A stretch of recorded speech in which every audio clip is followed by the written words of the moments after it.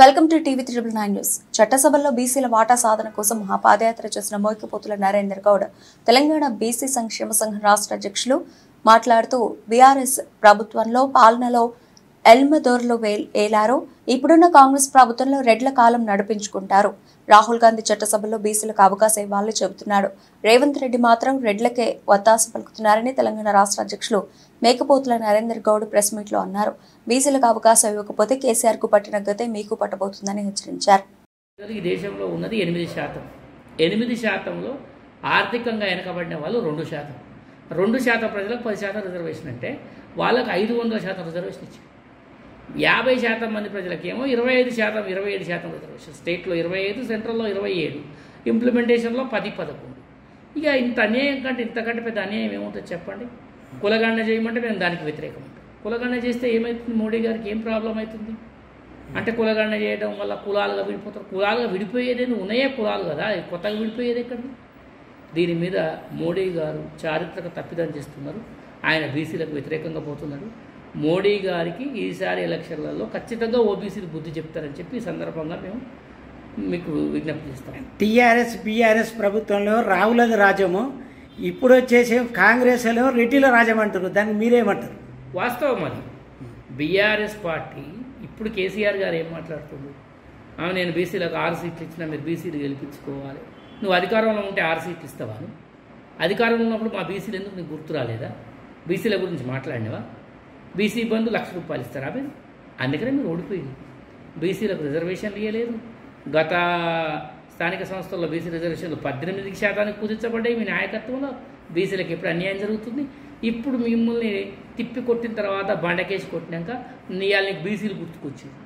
రేవంత్ రెడ్డి కూడా నిన్నటి వరకు బీసీ కులగణన చేస్తాం, బీసీలే మా వాళ్ళు, బీసీల కోసమే బతుకుతున్నాం అంటేనే బీసీలు అధికారం ఇచ్చారు. ఆయన మీద కూడా ఆరోపణ వస్తుంది, బీసీ నాయకులకు టికెట్లు ఇవ్వట్లేదు. పొంగులేటి శ్రీనివాసరెడ్డి వియంకుడికి, ఇంకా కోమటిరెడ్డి వెంకటరెడ్డి వియంకుడికి, ఇట్లా ఎటువంటి వాళ్ళకి ఇచ్చుకుంటూ పోతుంది, రెడ్లనే చూస్తుందని చెప్పి అంటారు. కాబట్టి వాళ్ళ మనసు మారకముందే నీ పద్ధతి మార్చుకుంటే బాగుంటుంది, లేకపోతే చెట్లు పడతామని చెప్పి సందర్భంగా ఆయన డిమాండ్ చేస్తుంది. ఫోకస్ చేస్తుంది కాంగ్రెస్ పార్టీ అని చెప్పి మొన్న దాదాపుగా వాళ్ళు ఏఐసిసిలో తీర్మానం చేయడం జరిగింది. దాని మీద మాకు నమ్మకం ఉంది. ఇక్కడ ఉండేటటువంటి నాయకులు కూడా దాన్ని విస్మరించకూడదు. రేవంత్ రెడ్డి గారు విస్మరిస్తున్నట్టు కనబడుతుంది. రేవంత్ రెడ్డి గారు, రాహుల్ గాంధీ గారు వాయిస్ ఒకటి ఉంటే రేవంత్ రెడ్డి గారి పోకట ఒకటి ఉంది. అక్కడ ఆయన ఇచ్చే హామీలకు ఇక్కడ ఈయన ఆచరించేదానికి జమీన్ ఆస్మాన్ ఫరక్ కనపడుతుంది. రాహుల్ గాంధీ గారు ఏ విధమైనటువంటి హామీలు ఇస్తున్నారో మీరు ఆ హామీలను ఇక్కడ నెరవేర్చాలి. మేమందరం కూడా రాహుల్ గాంధీ గారి మాటకు కట్టుబడి పనిచేస్తున్నాము. బీసీలందరూ కలుసుకుంటేనే మొన్న మీకు 2% ఓట్లు ఎక్కువ వచ్చి మీరు మొన్న ఎమ్మెల్యేలుగా, మంత్రులుగా, ముఖ్యమంత్రిగా అయ్యారు. ఆ విషయాన్ని గుర్తుపెట్టుకోవాలని చెప్పి మీ అందరికీ విజ్ఞప్తి చేస్తాం. గత టీఆర్ఎస్ బీఆర్ఎస్ ప్రభుత్వంలోనే బీసీలకు అన్యాయం జరిగింది అన్నారు. కానీ ఇప్పుడు కూడా కాంగ్రెస్ ప్రభుత్వం కూడా అన్యాయం జరుగుతుందా? అన్యాయం జరుగుతుందంటే మేము అదే చెప్తున్నాం. ఇప్పుడు రాహుల్ గాంధీ గారి వాయిస్ ఏంటంటే క్లియర్గా బీసీల కోసం పనిచేయాలి అని చెప్పి AICC all India Congress committee కోరుకుంటుంది. మొన్న సిడబ్ల్యూసి కూడా కాంగ్రెస్ వర్కింగ్ కమిటీలో కూడా తీర్మానం చేసింది. ప్రధానమైన సమస్య ఏంది? ఈ దేశంలో కులగణన చేయడం అనేది ప్రధానమైన సమస్య. దాని తర్వాత చట్టసభల్లో బీసీ మంత్రిత్వ శాఖ, విద్యా ఉద్యోగ రంగాల్లో బీసీ రిజర్వేషన్లు 42-50% జనాభా దామాష ప్రకారం పెంచాలి. అదేవిధంగా ప్రధానమైన డిమాండ్ ఏంటంటే ఈడబ్ల్యూఎస్ అనేది పెద్ద సమస్య కూర్చుంది ఈ దేశానికి. ఈడబ్ల్యూఎస్ అంటే ఎకనామికల్లీ వీకర్ సెక్షన్స్ అని అర్థం. ఎకనామికల్లీ వీకర్ సెక్షన్స్ అనే దానికి డెఫినేషను ఈయన మోదీ గారు, అమిత్ షా గారు ఏం చెప్తారంటే ఒక 5-6 కులాలు 10 కులాలే economically weaker section. Economically weaker section అనేది కులానికి సంబంధం లేదు. ప్రతి కులం వాడు ఎవరైతే ఆర్థికంగా వెనకబడి ఉంటే ప్రతి ఒక్కరు కూడా ఎకనామికల్లీ వీకర్ సెక్షన్ రిజర్వేషన్ పొందే హక్కు, అర్హత ఉన్నది. అది పెట్టి ఎకనామికల్లీ వీకర్ సెక్షన్లను కులాలకు పరిమితం చేయడం, బీసీలకు పరిమితం చేయడం, దేశవ్యాప్తంగా ఉండే రిజర్వేషన్లను విస్మరించడం, ర్యాంకింగ్ సిస్టాన్ని అక్కడ ఉన్నదాన్ని కూడా వాళ్ళు ఫస్ట్ ర్యాంక్ వచ్చిన కూడా తీసుకొచ్చి రిజర్వేషన్ లిస్టు చూపించడం, ఇవన్నీ కూడా కావాల్సుకొని అంటే ఈ రిజర్వేషన్లలో ఎంత తక్కువ అయితే తక్కువ మందిని చేయడం కోసం చేస్తున్నటువంటి కుట్ర అని చెప్పి మా ఆరోపణ. ఇప్పుడు బీఆర్ఎస్ అండ్ కాంగ్రెస్ కాకుండా బీజేపీని పక్కా బీసీలకు సీట్ ఇచ్చినాము, ఈసారి బీసీ వ్యక్తులను ఖచ్చితంగా గెలిపించుకొని ప్రధానమంత్రిని మళ్ళీ మూడోసారి చేసుకుంటారు. దాని గురించి మీరేం చెప్తారు? ప్రధానమంత్రి అనే మన మోదీ గారిని బీసీలంతా హర్షించి ఈ దేశంలో ఉండే 80 కోట్ల మంది ఆయనకు ఓట్లు వేయడం జరిగింది. 70-80 కోట్ల మంది ఉంటారు బీసీలు. 97 కోట్ల ఓట్లు ఈ దేశంలో ఉంటే 70 కోట్ల మంది బీసీలు. ఓకే, అసలు దేశ జనాభా లెక్క ప్రకారం 145 కోట్లలో 80 కోట్ల మంది బీసీలు ఉన్నారు. ఓట్లు ఉన్న బీసీలు 70 కోట్ల మంది. ఆ 70 కోట్ల మంది మా ఓబీసీ ప్రధానమంత్రి అవుతారని చెప్పి వాళ్ళు అనుకుంటే చేస్తే వాళ్ళ దయాదాక్షిణ్యాలతోటి వాళ్ళ ఓట్లతోటి ఆయన గద్దెనెక్కి ఏనాడు బీసీల గురించి పట్టించుకోలేదు, ఏనాడు బీసీల గురించి మాట్లాడలేదు. బీసీలకు ఏం చేసి చెప్పమనండి మోడీ గారు.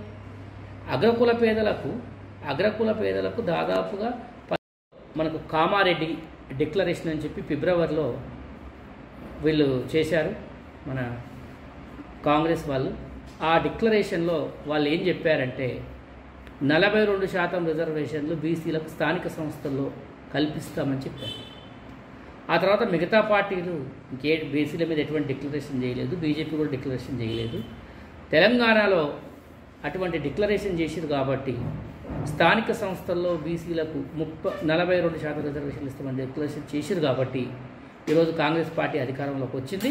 ఆ డిక్లరేషన్ కట్టుబడి రేవంత్ రెడ్డి గారు, అదేవిధంగా రాహుల్ గాంధీ గారు, కాంగ్రెస్ పార్టీ ఇక్కడ ఢిల్లీలో ఉండేటటువంటి వాళ్ళ అధినాయకత్వము, తెలంగాణలో ఉండేటటువంటి రాష్ట్ర నాయకత్వం కూడా దానికి కట్టుబడి బీసీలకు రేపు స్థానిక సంస్థల్లో 42% రిజర్వేషన్లకు కట్టుబడి దాన్ని ఇంప్లిమెంట్ చేయాలని చెప్పేసి దాన్ని తీర్మానం చేయాలని అసెంబ్లీలో మేము డిమాండ్ చేస్తూ ఉన్నాము. మాట తప్పొద్దు. గతంలో కూడా ఉదయపూర్ డిక్లరేషన్ పేరుతోటి ప్రతి ఎంపీ అభ్యర్థి ఆధ్వర్యంలో ఒక ఎంపీ అభ్యర్థికి 7 ఎమ్మెల్యే అభ్యర్థులు ఉంటారు. ప్రతి ఎంపీ అభ్యర్థి పరిధిలో 2 బీసీలకు ఇస్తాం ఎమ్మెల్యే సీట్లు అని చెప్పారు. వాటిని మాత్రం వాళ్ళు నిలబెట్టుకోలేదు, వాళ్ళు ఇచ్చినటువంటి మాటని. కాబట్టి మేము డిమాండ్ చేస్తూ ఉన్నాం. అదేవిధంగా రేవంత్ రెడ్డి గారు రేపు బీసీలకు రిజర్వేషన్లు ఏముందిలే, మనం 42% చెప్పినాము, దాన్ని 33కే ఇద్దాము, లేకపోతే కేసీఆర్ చేసిన 18కే ఇద్దాము అంటే మాత్రము భంగపాటు తప్పదు. మీరు గత 4 నెలలకు ఇప్పటికీ కూడా మీరు ఎమ్మెల్యే టికెట్లలో బీసీలకు కొంత భాగం ఇచ్చినప్పటికీ ఎంపీకి వచ్చేసరికి మాత్రం బీసీలకు అన్యాయం చేశారు. దాదాపుగా ఒక 6-7 సీట్లు బీసీలకు ఇవ్వాల్సిన ఎంపీ సీట్లు దాన్ని 3కే పరిమితం చేశారు. అది కరెక్ట్ కాదు. కాంగ్రెస్ పార్టీ పైన బీసీలకు అభిమానం ఉన్నది, ప్రేమ ఉన్నది. ఎందుకంటే రాహుల్ గాంధీ గారు బీసీలకు ఒక పెద్దన్నలాగా, బీసీ నాయకులకు బీసీలకు ఒక పెద్దన్నలాగా బీసీ సమస్యలపై బ్రహ్మాండంగా స్పందిస్తున్నాడు. చట్టసభల్లో బీసీల వాటా మీద స్పందిస్తున్నాడు. అదేవిధంగా జాతీ జనగణన అంటే ఈ దేశంలో ఉండే కులగణన చేయాలని కోరుకుంటున్నాడు. రిజర్వేషన్లని 50% సీట్ల నుంచి 75% తీసుకుపోయి దాదాపుగా బీసీలకు 42% రిజర్వేషన్లు విద్యా, ఉద్యోగ, రాజకీయ రంగాల్లో, స్థానిక సంస్థల్లో, మహిళా రిజర్వేషన్లలో 42% రిజర్వేషన్లు ఇవ్వాలని చెప్పేసి రాహుల్ గాంధీ గారు చాలా బలంగా ప్రతినబూనిరు. ఆ రాహుల్ గాంధీ గారిని చూసి బీసీలు ఓట్లేసారు తప్ప ఈ రేవంత్ రెడ్డిలను ఇలాంటి వాళ్ళని చూసుకొని కాదు. రాహుల్ గాంధీ గారి పైన మాకు అభిమానం ఉన్నది, ఆయన మాట మీద నమ్మకం ఉన్నది. ఎందుకంటే గాంధీ ఫ్యామిలీ మాట ఇచ్చిందంటే మాట తప్ప. గాంధీ ఫ్యామిలీ గత 60 ఏళ్ళుగా ఏం చేస్తామన్నారో అది చేసి చూపించారు.